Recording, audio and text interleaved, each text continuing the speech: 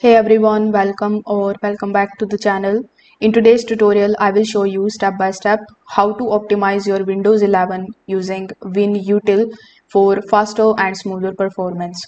So this free tools helps you clean up, bloat, adjust your settings and get the best speed out of your PC. So without further delay, let's get straight into it.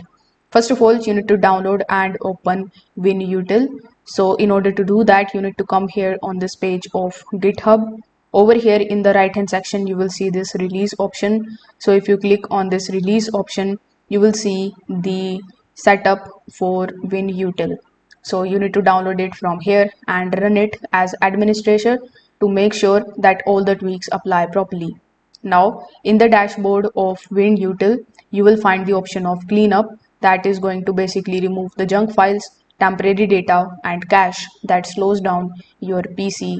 Now, you can go to the debloat option, and here you can see the safety removal, unnecessary applications, and background services that Microsoft pre-installed. So, this frees up the RAM and the CPU usage. Now, under the startup section, you will be able to disable the applications that you don't need launching at boot. So this alone can cut your boot time in half.